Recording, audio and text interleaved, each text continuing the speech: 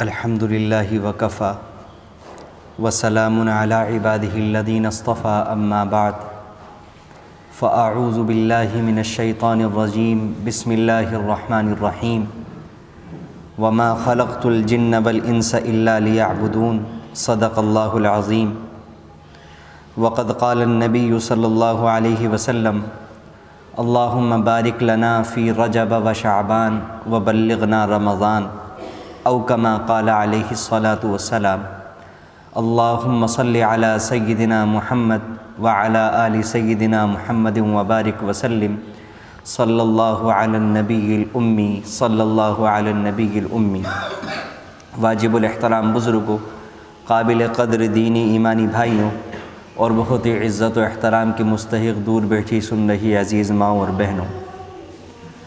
رمضان المبارک کا مہینہ بالکل قریب ہے اور اب بس بیچ میں اس جمعے کے علاوہ ایک جمعہ اور ہے اور پھر اس کے بعد آنے والا جمعہ انشاءاللہ رمضان المبارک کا پہلا جمعہ ہوگا۔ اس لیے دل کے اندر خیال پیدا ہوا کہ رمضان المبارک کے تعلق سے چند گزارشات ہمارے سامنے آ جائیں تاکہ وہ لوگ کہ جن کے دلوں کے اندر اللہ رب العزت کے حکم کی عظمت ہے، نبی علیہ الصلاۃ والسلام کی سنتوں کی اہمیت ہے، اور جو لوگ آخرت کے قدردان ہیں وہ ابھی سے رمضان المبارک کی برکتیں حاصل کرنے کے لیے اپنی زندگیوں کو بدل لیں اور ابھی سے وہ باتیں اپنے اندر پیدا کر لیں کہ جن کو پیدا کیے بغیر صحیح معنوں میں انسان رمضان المبارک کی برکتیں حاصل کر ہی نہیں سکتا۔ چنانچہ میں نے آپ کے سامنے قرآن کریم کی ایک آیت تلاوت کی جس میں اللہ رب العزت نے فرمایا وما خلقت الجن والانس الا لیعبدون، کہ میں نے تمام جنات کو اور انسان کو اپنی عبادت کے لیے پیدا کیا۔ اللہ رب العزت نے انسان کی تخلیق کا مقصد، انسان کو پیدا کرنے کا مقصد صرف ایک بتایا اور وہ ہے اللہ کی اپنی عبادت۔ اور دوسری جگہ فرمایا ان اللہ اشترى من المؤمنین انفسهم واموالهم بان لهم الجنہ، اللہ تعالیٰ نے مؤمنوں سے ان کے نفسوں کو، ان کی جانوں کو اور ان کے مالوں کو خرید لیا جنت کے بدلے میں۔ یعنی اب یہ ہماری جان، ہمارا مال، یہ سب کچھ بکا ہوا مال ہے۔ پہلی بات تو یہ ہے ہی اللہ کا، تھا ہی اللہ کا، لیکن اللہ کا کرم، اللہ کی مہربانی کہ اللہ نے مزید اس کو ایک بار خرید لیا، اور کہاں ایک فانی اور بیکار چیز کی قیمت اللہ رب العزت نے ایک لازوال اور شاندار عظیم الشان چیز کے ذریعے سے لگائی، یعنی جنت۔ اب ان دو باتوں کو اگر ہم ذہن میں رکھیں تو یہ بات سمجھ میں آتی ہے کہ اگر اللہ کی طرف سے یہ حکم ہوتا کہ تمہیں کچھ بھی نہیں کرنا، نہ تمہیں کاروبار کے اندر لگنے کی اجازت ہے، نہ کچھ اور کرنے کی اجازت ہے، بس تم میری عبادت کرتے رہو،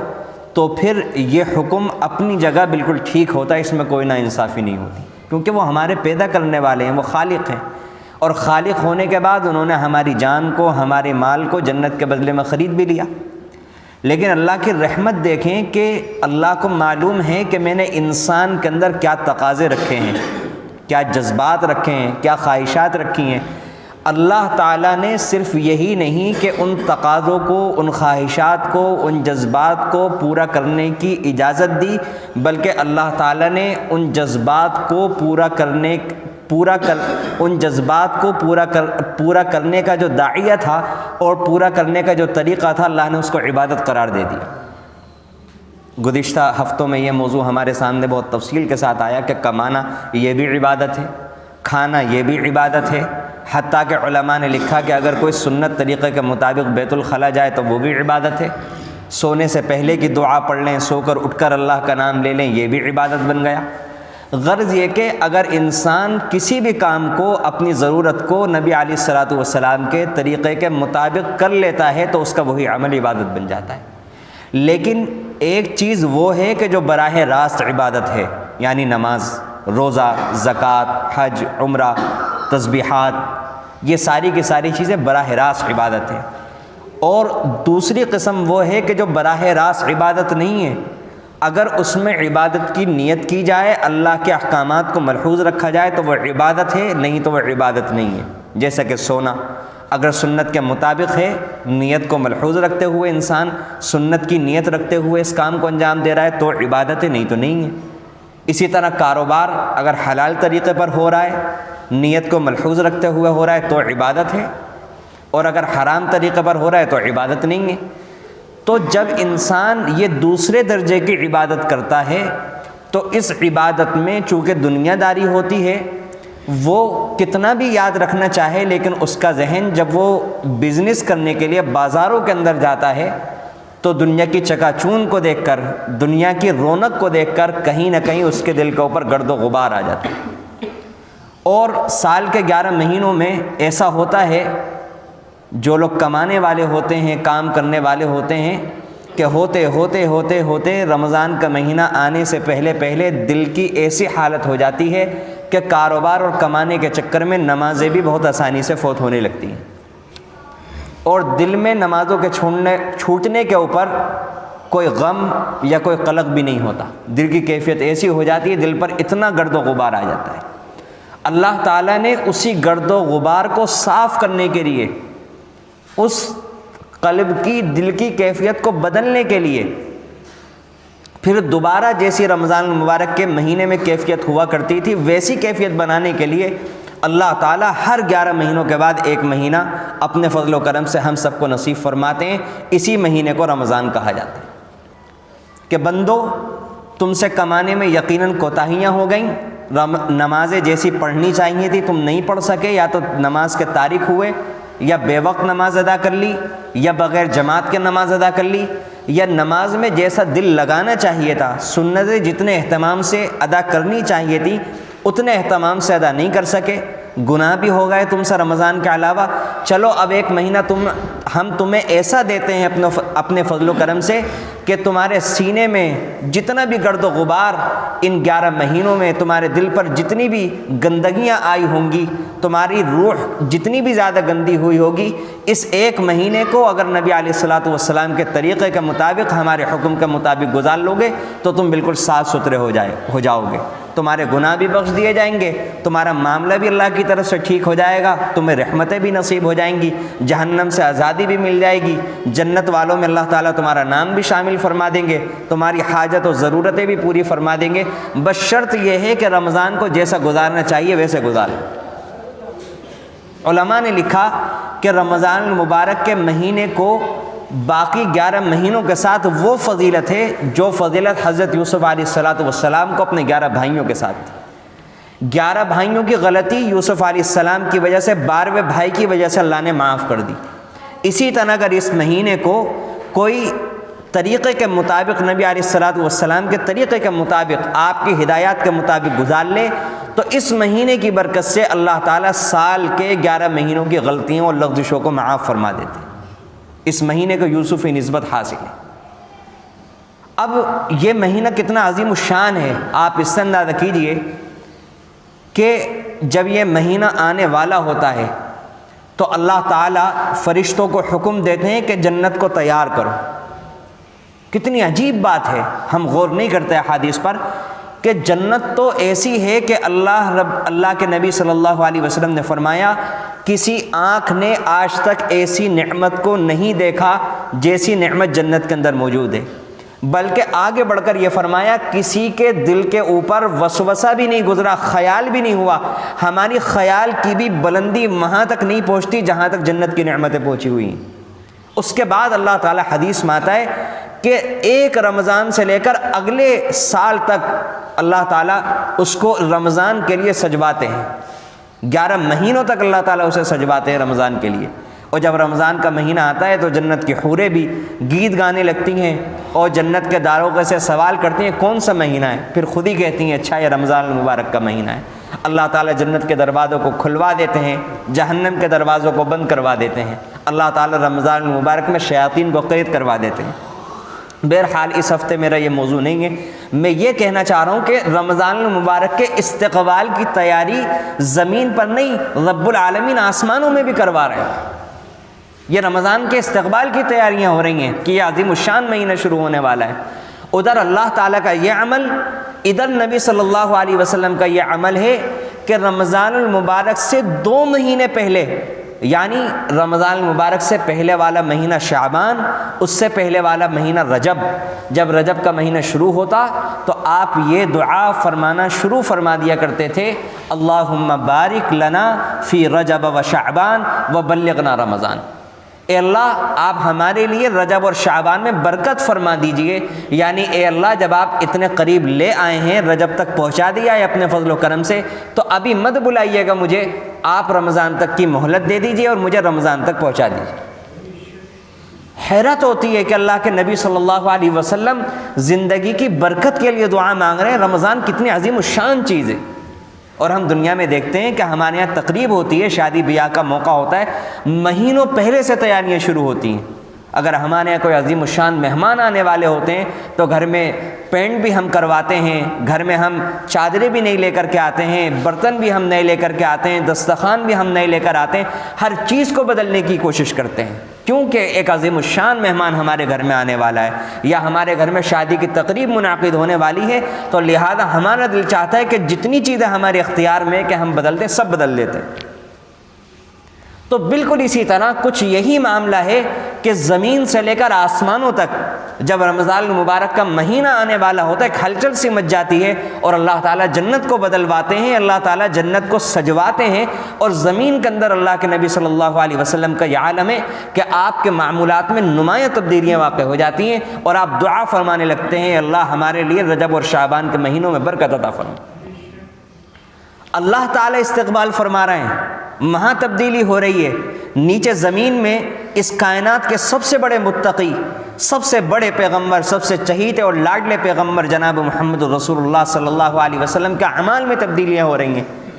لیکن ہماری اور آپ کی زندگی کہاں ہے؟ کیا ہماری اور آپ کی زندگی میں اس آنے والے مہینے کے لیے، اس کے استقبال کے لیے کوئی تبدیلی ہو رہی ہے؟ اگر تبدیلی ہو رہی ہے تو اس سطح کی ہو رہی ہے کہ ہم نئے کپڑوں کا انتظام کر رہے ہیں،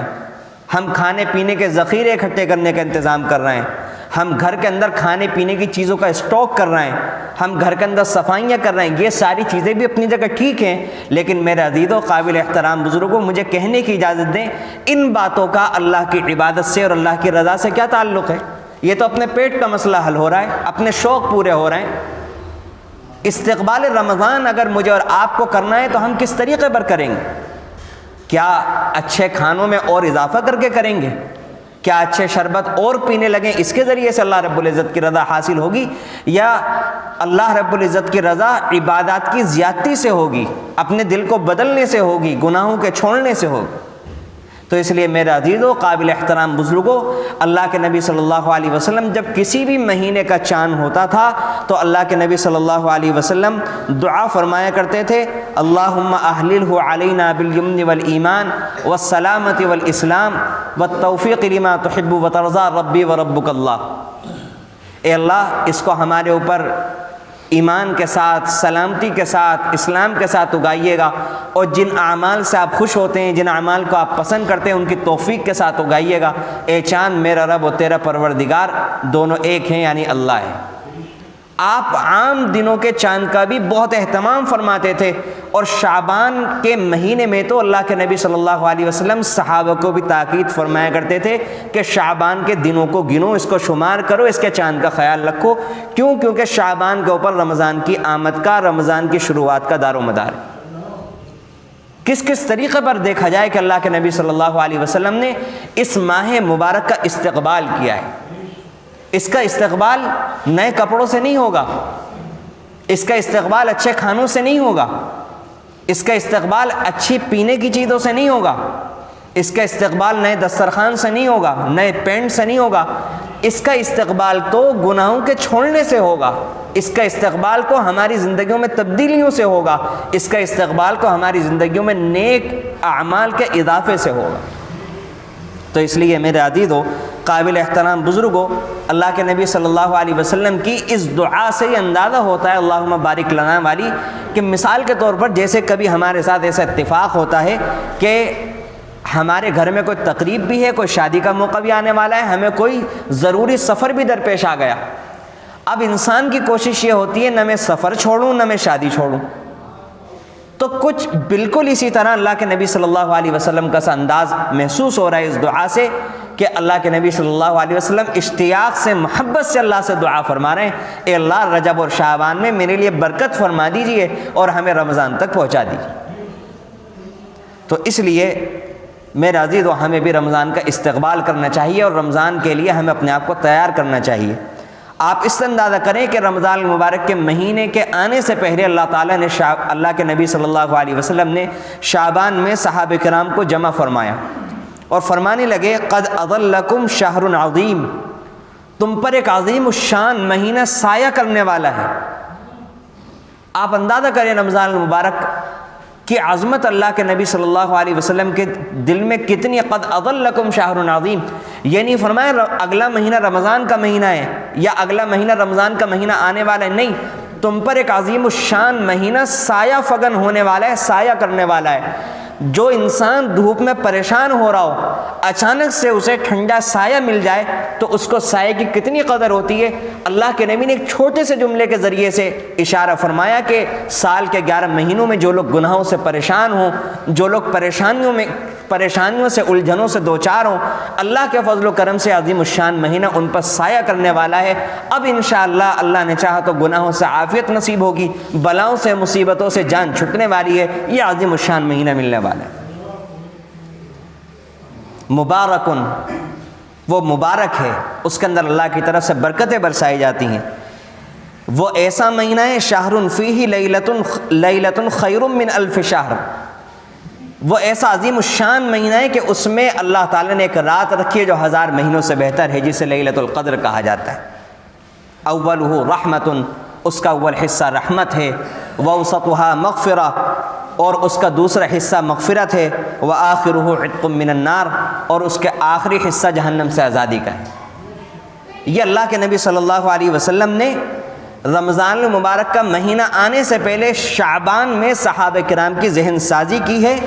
تاکہ صحابہ کرام ذہنی طور سے, جسمانی طور سے, ہر اعتبار سے اپنے آپ کو تیار کر لیں کہ اب رمضان المبارک کا مہینہ آنے والا ہے, اس میں بھرپور طریقے پر اللہ کو منانے کی بے انتہا کوششیں کرنی ہے, اس میں عبادتوں کا حد درجہ اہتمام کرنا ہے. اس مہینے کے اندر اللہ کے نبی صلی اللہ علیہ وسلم نے کلمہ طیبہ, استغفار, اسی طرح جنت کا سوال اور جہنم سے پناہ, روزہ رکھنا, تراویح کا مسنون ہونا, ان اعمال کی طرف اللہ کے نبی صلی اللہ علیہ وسلم نے خصوصیت کے ساتھ توجہ دلائی. اس کو ایسا سمجھ لیں کہ جیسا مثال کے طور پر کاروباری لوگوں کی زندگیوں میں کچھ مہینے ایسے آتے ہیں جو سیزن کے کہلاتے ہیں. جب سیزن کے دن آتے ہیں تو کاروبار کرنے والے لوگ نہ اپنے آرام کو دیکھتے ہیں نہ راتوں کی نیند کو دیکھتے ہیں. کیوں؟ کیونکہ انہیں معلوم ہوتا ہے کہ سارے سال کا دار و مدار وہ ہمارے سیزن کے اوپر ہے. اگر اس وقت میں ہم نے اپنے آرام کو دیکھا, اپنی صحت کو دیکھا اور دوسری چیزوں کو دیکھا تو یہ وقت ہمارا انتظار نہیں کرے گا, یہ وقت گزر جائے گا اور سیزن ہمارے ہاتھ سے چلا جائے گا. اگلے سال تک کے لیے پھر ہمیں انتظار کرنا پڑے گا. بالکل یہی مثال اس رمضان المبارک کی ہے کہ یہ مہینہ میرے اور آپ کے لیے نہیں رکنے والا, یہ آئے گا, بہت تیزی سے آئے گا, بہت تیزی سے چلا جائے گا.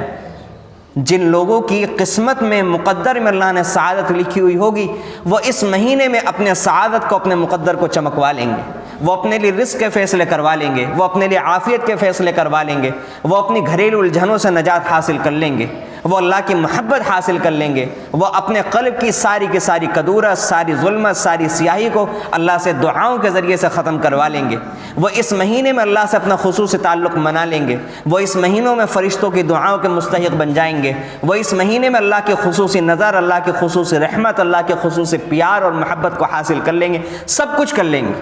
لیکن میرے عزیز و قابل احترام بزرگوں, ہم اور آپ آنے والے مہینے میں کیا کرنے والے ہیں, ہم نے اس کے لیے کیا تیاری کی ہے, اس بات کو سوچنا اور سمجھنا یہ ہماری آج کی پوری مجلس کا خلاصہ اور مقصد. ہم کیا تیاری کر رہے ہیں, پہلے سے ہمیں ذہن سازی کرنے کی ضرورت ہے اور ہم غور کریں اپنی زندگی میں کہ اس مہینے کے اندر, یہ جو مہینہ اب آنے والا ہے, اس مہینے کے اندر کون سے کام ایسے ہیں جو ضروری نہیں ہیں, جو ہم فضول کر رہے ہیں. مجھے کہنے کی اجازت دیں کہ ہماری زندگیوں میں بہت زیادہ وقت ایسے کاموں کے اندر گزر رہا ہے جس سے نہ ہمارا دینی فائدہ ہے نہ دنیاوی فائدہ۔ ہم اپنا بہت بڑا وقت گلیوں میں بیکار کھڑے ہو کر گزار رہے ہیں، ہم اپنے وقت کا بہت بڑا حصہ موبائل کی نظر کر رہے ہیں، دوستوں سے باتیں کرنے کی نظر کر رہے ہیں، اوروں کی چغلیوں کی نظر کر رہے ہیں، اوروں کے تذکروں کے اندر کر رہے ہیں، ایسے موضوعات پر کہ جن پر گفتگو کرنے سے اس موضوع کے اوپر کوئی فرق نہیں پڑتا، لیکن انسان کر رہا ہے، اپنی رائے دے رہا ہے، کوئی رائے نہیں مانگ رہا ہے پھر زبردستی رائے دے رہا ہے، اور اس کے رائے دینے سے کوئی فرق بھی نہیں پڑتا پھر بھی رائے دے رہا ہے۔ تو میرے عزیز و قابل احترام بزرگوں، اگر ہم اپنی زندگی کا جائزہ لیں تو بہت سارے کام ایسے ہیں جن سے نہ ہمارا دنیاوی فائدہ ہے نہ دینی فائدہ ہے، ہم ان کاموں کو چھوڑ سکتے ہیں۔ تو رمضان المبارک کے آنے سے پہلے آج ہم غور کر لیں، تنہائی میں بیٹھ کر یہاں سے فارغ ہونے کے بعد، عصر سے پہلے، عصر کے بعد، رات کو سوتے وقت، جس کو جب فرصت ملے آج کل، کہ ہم دیکھ لیں، ایک لسٹ بنا لیں کہ یہ جو ہم کام کر رہے ہیں یہ غلط ہے، اس کام سے ہمارا کوئی فائدہ نہیں ہے، اس کو ہم آسانی کے ساتھ چھوڑ سکتے ہیں، چھوڑ دیں، کل ہی سے چھوڑ دیں۔ کیوں؟ کیونکہ اگر رمضان المبارک کا انتظار کریں گے تو رمضان المبارک کے آنے کے بعد نہ تو ایک دم ساری عادتیں چھٹیں گی، اتنے عادت بن پائے گی، اتنے میں مہینہ رخصت ہو جائے گا، پتہ ہی نہیں چلے گا۔ ایک دم ایک انسان نماز ہی نہیں پڑھتا، صرف 7 دن کے اندر ایک جمعے کی نماز پڑھتا ہے، گناہ جتنے ہو سکتے ہیں وہ اتنے کر رہا ہے۔ اچانک رمضان المبارک کا مہینہ آتے ہی ایسا نہیں ہونے والا کہ سارے گناہ بھی چھٹ جائیں، ساری نمازوں کی پابندی بھی ہو جائے اور اللہ سے ایسا تعلق جڑ جائے کہ نمازوں میں مزہ آنے لگے، نماز بن جائے، لمبی دعائیں نصیب ہو جائیں، ایسا نہیں ہوگا۔ اس لیے اگر ہم ابھی سے کوشش کریں گے، ابھی سے گناہوں سے توبہ کریں گے، اللہ کو منانے کی کوشش کریں گے، اگر ہم ابھی سے تہجد کی عادت دھیرے دھیرے ڈالیں گے تو رمضان المبارک کے مہینے کے آنے تک ہمارے جسم کی گندگی دور ہو جائے گی، اور اس وقت اللہ کی رحمت جب ہمارے دل کے اوپر پڑے گی تو ہمیں تہجد کی حلاوت، تہجد کا مزہ، نمازوں کے اندر دل لگنا، اللہ سے تعلق کا مزہ، یہ ساری کی ساری چیزیں ہمیں محسوس ہونے لگی۔ اس لیے ابھی سے اپنی زندگیوں کا جائزہ لیں، اور جو کام ایسے ہیں کہ جن کاموں کو ایک مہینے کے لیے ملتوی کیا جا سکتا ہے ان کاموں کو ملتوی کر دیں۔ ہمارا بہت بڑا وقت تو نیند کی نظر ہو جاتا ہے، ہم 12 گھنٹے سو رہے ہیں، 14 گھنٹے سو رہے ہیں۔ اگر ہم اس نیند کے وقت کو کم کر لیں، 7 گھنٹے اور 8 گھنٹے کے اوپر لے کر آ جائیں تو ہمارے 4-5 گھنٹے یہی نکل جائیں، اسی میں ہم بہت کچھ کر سکتے ہیں۔ اس لیے میرے عزیزو ایک نظام بنائیں کہ رمضان المبارک کے مہینے میں وقت بچا کر 2 پارے تلاوت کر سکتا ہوں، تو ہم 2 پارے اپنے لیے متعین کر لیں کہ اب کچھ بھی ہو جائے ہم 2 پارے ضرور تلاوت کریں گے۔ اپنے لیے متعین کریں کہ میں لا الہ الا اللہ کا کلمہ 1000 مرتبہ آسانی کے ساتھ پڑھ سکتا ہوں۔ اب ہم متعین کر لیں کہ انشاءاللہ ہم رمضان المبارک کے مہینے میں نیت کر لیں کہ 1000 مرتبہ یہ کلمہ پڑھیں گے۔ اگر ہمیں لگتا ہے کہ ہم 500 مرتبہ صبح استغفار، 500 مرتبہ شام آسانی کے ساتھ کر سکتے ہیں تو پھر ہم اپنے لیے متعین کر لیں، یا کوئی 300 کر سکتا ہے، 200، اپنی سہولت کے اعتبار سے ہم سوچیں۔ ہم سوچتے ہی نہیں ہیں ان موضوعات کہ ہمیں رمضان میں کرنا کیا ہے۔ جو کاروباری حضرات ہیں اگر وقت کم نہیں کر سکتے، کم سے کم آخری درجہ یہ ہے کہ ہم یہ تہیہ کر لیں کہ ہم آفس میں بیٹھ کر جتنے وقت ہمارے ہاتھوں میں کام نہیں ہوگا، ہم پورے رمضان کے مہینے میں اپنے سامنے قرآن کریم کو رکھیں گے۔ جس وقت بات کرنی ہوگی، فون سننا ہوگا، ہم فون سنیں گے، فون بند کرتے ہی ہم قرآن کی جہاں نشانی لگی ہوئی تھی وہیں سے تلاوت کو دوبارہ شروع کر دیں گے۔ پھر ہم تلاوت کرتے ہوئے پھر فون آئے 2 منٹ کے بعد، پھر فون ریسیو کر لیں، پھر بات کر لیں، پھر اپنی نشانی رکھ لی، پھر دوبارہ قرآن کی تلاوت کرنا شروع کر دیں۔ قرآن کی تلاوت کرنی نہیں آتی، تسبیح ہم اپنے ہاتھ میں یہ عہد کر لیں کہ رمضان میں ہم کام کے ساتھ یہ تسبیحات پڑھیں گے، تسبیح ہمارے ہاتھ میں رہے گی۔ جیسے ہی فون آیا، کوئی کام آیا، ہم نے تسبیح کو وہیں روکا، فون ہم نے سنا، وہ ضرورت پوری کی، وہ کام پورا کیا، اس کے بعد تسبیح وہیں سے پڑھنی شروع کر دی۔ اور گناہوں سے مضبوط ارادہ کر لیں کہ انشاءاللہ پورے رمضان میں ہمیں بدنگاہی نہیں ہونے دینی۔ اس بار رمضان میں ہم جھوٹ نہیں بولیں گے، اس بار رمضان میں ہم تکبیر اولیٰ کا اہتمام کرنے کی کوشش کریں گے۔ نماز تو ہمیں پڑھنی ہے، نماز تو ہم الحمدللہ ہر سال پڑھتے ہیں، لیکن اس سال ہم پورے مہینے کوشش کریں گے کہ ہم صف اول میں تکبیر اولیٰ کے ساتھ سنتوں کو بہت اہتمام کے ساتھ ادا کرنے کی کوشش کریں گے۔ یہ ہم تیاری کرنے کی فکر کریں کہ اس سال ہم رمضان المبارک کے مہینے میں سارے مہینے تہجد کا اہتمام کریں گے۔ ہم دعا مانگنے کی کوشش کریں گے اور اللہ سے بھی ہم یہ بات کریں گے، اللہ کے سامنے اپنا یہ درد رکھیں گے، اور خود بھی ہمیں شرم محسوس کریں کہ ہم اللہ کے بندے ہیں اور ہمارا اللہ سے اتنا بھی تعلق آج تک نہیں بن سکا 30 سال میں، 40 سال میں، 50 سال میں، کہ ہم اللہ سے 5 منٹ 10 منٹ کی دعا کر سکیں۔ ہوتی ہی نہیں دعا، دل ہی نہیں کرتا دعا کرنے کا، الفاظ ہی زبان پر نہیں آتے۔ حالانکہ دعا ایسی چیز ہے کہ لوگ جب دعائیں مانگتے ہیں، جن کو اللہ نے دعاؤں کا ذوق دیا ہوا ہے، میں کیسے آپ لوگوں کے سامنے بیان کروں، آج بھی ایسے لوگ روئے زمین پر بڑی تعداد میں موجود ہیں جو 2-2 3-3 گھنٹے دعائیں کرتے رہتے ہیں، مجبوری میں انہیں روتے روتے، سسکتے ہچکیوں کے ساتھ اپنے ہاتھوں کو چہرے پر پھیرنا پڑتا ہے، ان کی دل کی باتیں ابھی بھی اللہ سے پوری نہیں ہوتی۔ میرے عزیزو، دوستوں سے بات کرنے کے مزے لیے ہیں، گھر کے لوگوں کے ساتھ بات کرنے کے مزے لیے ہیں، اللہ سے بات کرنے کے مزہ جس دن چکھ لیا، دوستوں سے اور تمام لوگوں سے بات کرنا بھول جائیں گے۔ اللہ تعالی ہمیں وہ مزہ نصیب فرمائے۔ اس مہینے کے اندر خصوصیت کے ساتھ جن باتوں کا خیال رکھنا ہے وہ یہ ہے کہ چاہے ہم سے نیک اعمال سرزد ہوں نہ ہوں، نیک اعمال ہم انجام دے نہ دیں، لیکن گناہ بالکل سرزد نہ ہو۔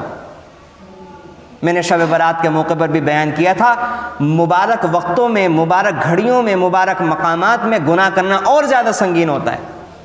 تو رمضان المبارک کے مہینے میں یوں تو غیبت کرنا ویسے بھی گناہ حرام ہے، لیکن رمضان المبارک کے مہینے میں اس گناہ کی سنگینی اور بڑھ جاتی ہے۔ جھوٹ ویسے بھی گناہ ہے، لیکن رمضان المبارک کے مہینے میں جھوٹ کی سنگینی اور بڑھ جاتی ہے۔ بدنگاہی ویسے بھی گناہ ہے، لیکن میرے عزیزو، بدنگاہی رمضان المبارک کے مہینے میں اس کی سنگینیت اور بڑھ جاتی ہے۔ اور میرے عزیزو، قابل احترام بزرگوں، وقت بہت مختصر ہے، چند باتوں کی طرف مجھے اور توجہ دلانی ہے کہ آج ہم لوگوں کے ایمان اس قدر کمزور ہو چکے ہیں کہ رمضان المبارک کے مہینے میں پہلے یہ حال ہوتا تھا کہ اگر کوئی شخص مجبوری کی وجہ سے روزہ نہیں رکھ رہا ہے تو گھر میں کسی کو پتہ نہیں ہوتا تھا اس شخص کا روزہ نہیں ہے، وہ شرم محسوس کیا کرتا تھا۔ اگر وہ کھانا کھاتا تھا، کوئی بوڑھا شخص ہے، بیمار شخص ہے، یا اگر کسی عورت کو روزہ نہیں رکھنا مجبوری کی وجہ سے، تو گھر میں کسی کو پتہ ہی نہیں ہوتا تھا کہ اس بندے کا روزہ نہیں ہے، چھپ کر کے خاموشی کے ساتھ جیسے وہ کوئی جرم عظیم کر رہا ہے، اس طریقے پر اپنی ضرورت کو پورا کر لیا کرتے تھے۔ لیکن آج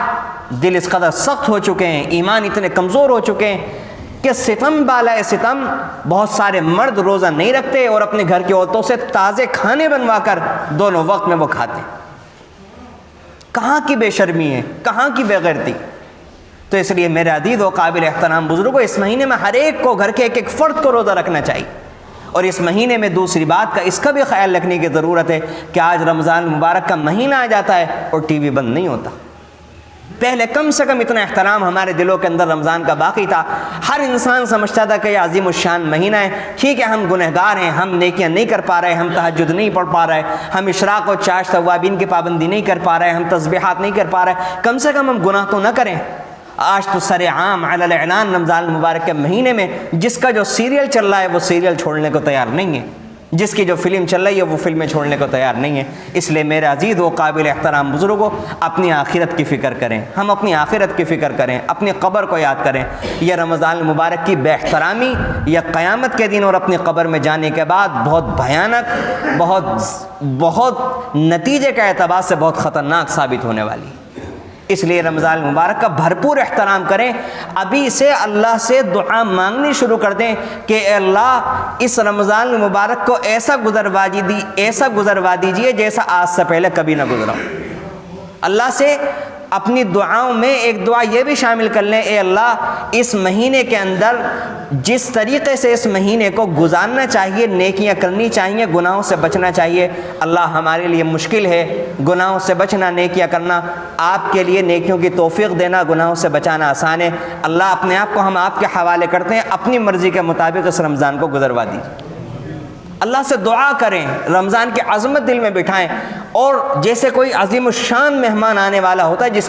جس کا انتظار ہوتا ہے پیاسے کو پیاس کے عالم میں جیسے ٹھنڈے پانی کا انتظار ہوتا ہے، بالکل اسی طرح ہم کچھ سراپا ایسے بن جائیں، اللہ سے دعائیں کریں اور اس رمضان المبارک کا احترام اپنے دلوں کے اندر بٹھائیں، اللہ سے دعائیں کریں اور ارادہ کریں کہ انشاءاللہ اس مہینے میں اشراق کی بھی پابندی کریں گے، آنے والے میں چاش کی بھی پابندی کریں گے، اوابین کی بھی پابندی کریں گے، تسبیحات کی بھی پابندی کریں گے، اور اپنے گھر سے کسی قسم کا کوئی گناہ نہیں ہونے دیں گے انشاءاللہ۔ قرآن کریم کی تلاوت جس حد تک ہو سکے کہ انشاءاللہ تلاوت کریں گے یا سنیں گے۔ اس آنے والے مہینے کے اندر جتنے بھی نیک اعمال ہم کر سکتے ہیں اس کے بارے میں ہم سوچیں، ابھی سے ترتیبیں بنائیں، گناہوں سے کس طرح بچنا ہے اس کے لیے ابھی سے پلاننگ کریں، تو جب صحیح معنوں میں اس مہینے میں برسنے والی برکتوں سے ہم رمضان المبارک کا مہینہ آنے کے بعد مستفید ہو سکیں گے۔ نہیں تو ہر سال کی طرح رمضان المبارک کا مہینہ آئے گا اور چلا جائے گا، اور عید کے بعد ہمارا اصلی رنگ چند دنوں کے بعد باہر آ جائے گا اور ہم جیسے پہلے تھے وہیں رہ جائیں گے۔